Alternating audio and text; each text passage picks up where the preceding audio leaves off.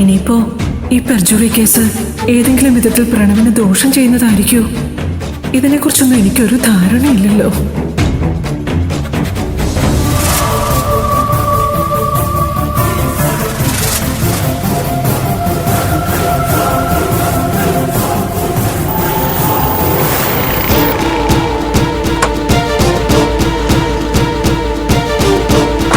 എത്രയാ? 100.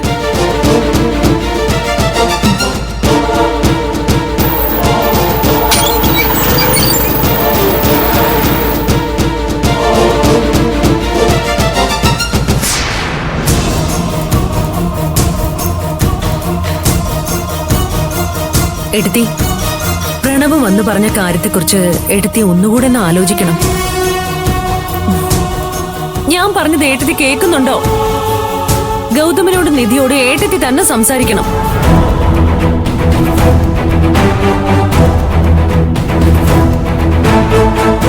മോളെ, ഞാൻ നിന്നെ കാത്തിരിക്കുകയായിരുന്നു.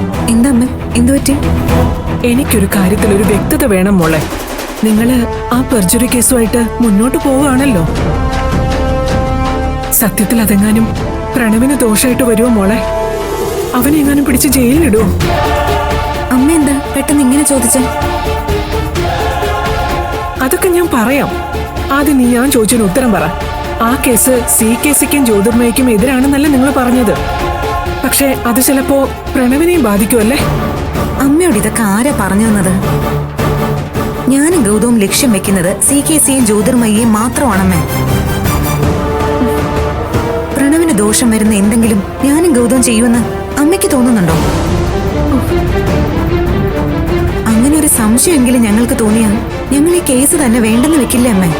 ഇപ്പോഴാ എനിക്കൊരു സമാധാനമായത്. അമ്മ എന്താ പെട്ടെന്ന് ഇങ്ങനെ ചോദിച്ചത്? പ്രണവ് ഇന്നെന്നെ കാണാനായിട്ട് ഇവിടെ വന്നിരുന്നു. പ്രണവ് വന്നോ? എന്തിന്? പ്രണവ് മാത്രമല്ല, ശിവാനിയും കൂടെ ഉണ്ടായിരുന്നു. ഒരു കാര്യം എന്നെ കൊണ്ട് സാധിപ്പിച്ചെടുക്കാൻ വേണ്ടിയിട്ടാ അവൻ വന്നത്. എനിക്കൊരു ആവശ്യം പറയാനുണ്ട്. ഗൗതവും നിധിയും ചേർന്നിട്ട് ഒരു പെർജുറി കേസ് ഫയൽ ചെയ്യാനുള്ള നീക്കം നടത്തുന്നുണ്ട്. അത് വേണ്ടാന്ന് അമ്മ തന്നെ മോനോട് മരുമകളടുത്തും പറഞ്ഞേക്കണം. പെർജറി കേസ് ഫയൽ ചെയ്യുന്നു അറിയുമ്പോ ഭയക്കേണ്ടത് CKC അല്ലേ?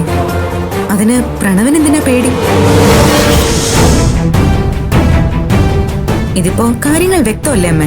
പ്രണവിനെ അവൻ ജയിലിലാകുമെന്ന് പറഞ്ഞ് ഭയം ഉണ്ടാക്കി ഇളക്കി വിട്ടിരിക്കുന്നത് CKCയും ജ്യോതിർമയും ചേർന്നാണെന്നുള്ളതിൽ ഒരു സംശയവുമില്ല. അപ്പോ ഈ കേസ് ഒരു കാരണവശാലും പ്രണവിനെ ബാധിക്കില്ലല്ലോ അല്ലേ? അമ്മ എന്തിനാ വീണ്ടും അങ്ങനെ ചോദിക്കുന്നേ? CKCയുടെയും ജ്യോതിർമയുടെയും തന്ത്രങ്ങളുടെ ഇരയാണ് പ്രണവ്.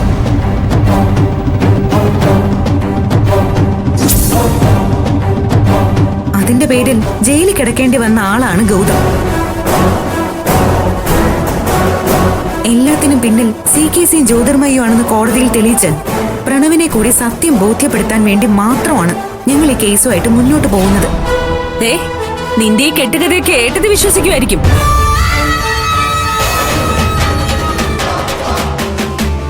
പ്രത്യക്ഷത്തില് ഗൗതമിനെ ഞാൻ കുറ്റപ്പെടുത്തുമെങ്കിലും എല്ലാത്തിനും പിന്നിലെ ബുദ്ധി നിന്റേതാണെന്ന് എനിക്കറിയാം നിധി.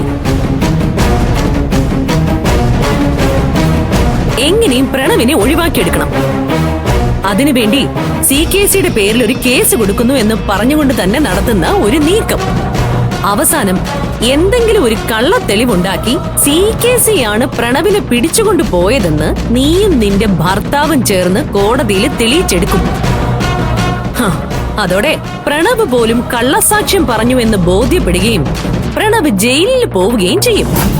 ശരിയല്ലേ?